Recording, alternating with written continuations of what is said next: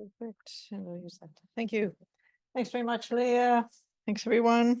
Thanks to Dalia and everyone here for organizing a wonderful conference. It's pretty amazing. Although health and safety doesn't seem to be a core area of focus, which I find interesting. So anyway, so basically the session that two of the papers in this session, the first one that I will give, and the second paper, Maxine's paper, both draw on a book manuscript that myself and Maxine and Dalia have been working on that started with Catherine Lapel. So Catherine Lapel is the lead author on this book manuscript, which is currently under review with Athabasca University Press. And the book is called Occupational Safety and Health in Canada's Mobile Labor Force, Challenges with Regulatory Effectiveness. And what it does is it expands quite a lot on insights that were presented in a special issue of the journal New Solutions that Catherine and I co-edited, and that was published in 2019. Catherine's the lead author of the book and of all of our related papers, because the book and the core research that it draws on relies heavily on her expertise and the insight, guidance, and careful engagement she provided to this work over a decade of collaboration, and because of her contribution to the development of the original manuscript. Maxine and Dalia stepped in after Catherine's untimely death to contribute in essential ways to the revision and completion of that manuscript. And without their help, I just want to say thank you again, and engagement, this work would not have been completed. So the title of this presentation is Occupational Safety and Health in Canada's Mobile Labor Force, and I'll explain what that is in a minute. Challenges with Regulatory Effectiveness, and what I'm going to do is just kind of introduce it.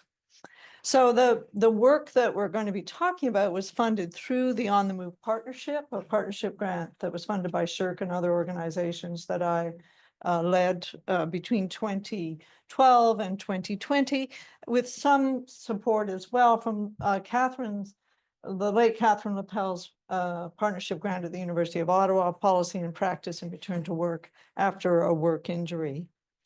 In terms of the presentation overview, the presentation identifies the broad research gap that we try to address in the book, and introduces the research questions in a broad sense and some of the methods, explains what we mean by the mobile labor force in Canada, and it discusses some of the health and safety hazards associated with mobility, mobility as in, for example, the case of transportation workers or fishery workers or seafarers or whatever, mobility within work, as in the case of, for example, home care workers who would move from one location to another, or construction workers, or perhaps some oil and gas workers. And also mobility to work in the case of everything from extended daily commuting to interjurisdictional mobility from, say, Atlantic Canada to Alberta or into the Arctic as part of the oil and gas sector and so on. And it also includes mobility into Canada in the form of the international migrant workforce, that rapidly expanding sector of the Canadian labor force. And there are chapters on these different mobile groups in the book. If I have time, so I'm going to walk through that, and then I'm going to talk about the conceptual framework that we use in the book. And if I have time, I'm going to talk briefly about COVID-19 and the mobile labor force.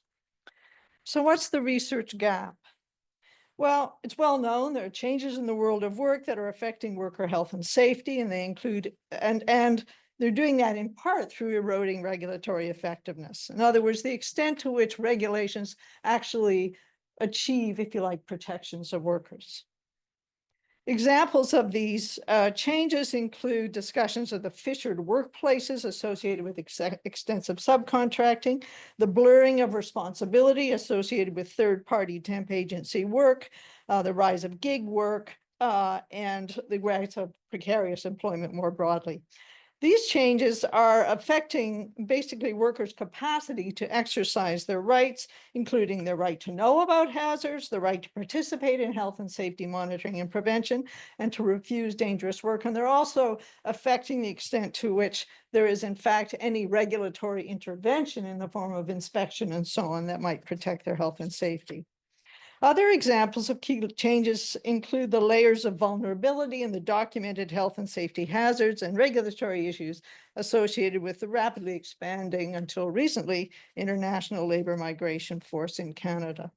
Until recently, however, research on the changing world of work has been largely disconnected from the growing body of work broadly defined as mobility studies. And some basic elements of the mobility turn in the social sciences include its emphasis, first of all, on the pervasiveness of mobility in most aspects of our lives, including work, as well as its complexity, including the key insight that mobility is about more than getting from A to B. It also encompasses the varying complexities and challenges associated with accomplishing diverse kinds of mobility, including how it relates to your work life, your household dynamics, and work-life balance, and also how it relates to workplace dynamics and the decisions that are made by employers. Mobility studies have explicitly attended to studies explicitly attending to the pervasive and often complex mobility dynamics of workers have until recently been relatively rare.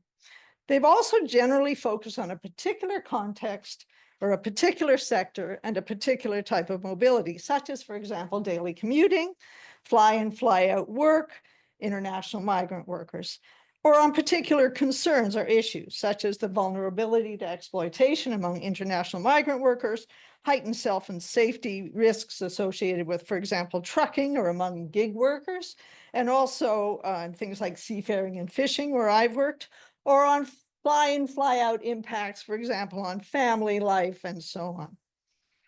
So the book, basically, what it does is part of this larger effort to bring together insights from the health and safety literatures on the one hand, and on the changing world of work, with insights from mobility research more generally. And to that, I would add as well the literature on commuting and journey to work, which has largely been disconnected from both of these areas, with the exception of the extent to which journey to work literature deals with gender issues and is informed by a feminist political economy. So some of our core questions would be, what are the physical, chemical, biological, ergonomic, and psychosocial hazards that are associated with what we call extended complex mobility for work? And I'll explain that more in a minute. And then how do different forms of mobility intersect with existing health and safety and compensation regimes and other determinants of regulatory effectiveness to affect access to protections in the Canadian context? In terms of methods, what we're doing here is we're synthesizing and theorizing insights that come from disparate bodies of research, including a lot of research that happened within the On the Move partnership, but certainly not limited to that, and also research that has been done more recently through Catherine's project, Policy and Practice and Return to Work.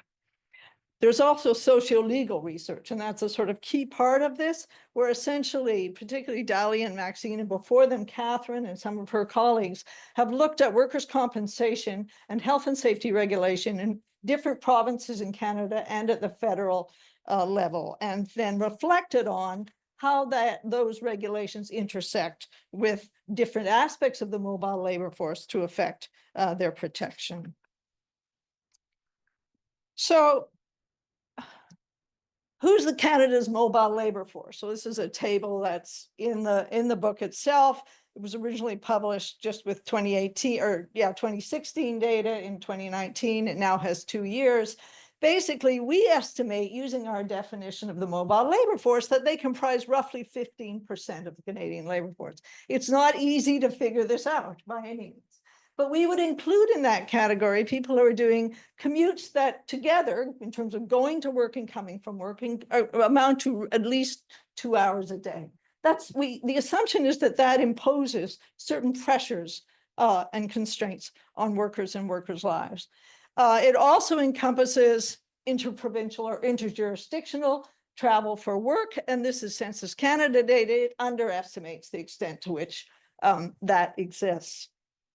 People who worked outside of Canada, transportation workers, a huge sector. For them, mobility is work. And so it's an inherent part of their working lives, but then lots of them also commute to work. So they're an important part of this sector. And then we would include temporary residents with work permits in that estimated percentage of the Canadian labor force. And the basic point here is there's a lot of people for whom mobility to work is an integral and complex part of their lives. So if we think about mobility to and from work, commuting, if you like, in the narrow sense, commute accident rates can exceed work-related injury rates, and they tend to exceed accident rates for other kinds of travel. So commute accidents are really important, and they're well explored in the European literature, where commuting is covered by compensation, but it's not covered here. Canada distinguishes between travel time and work time.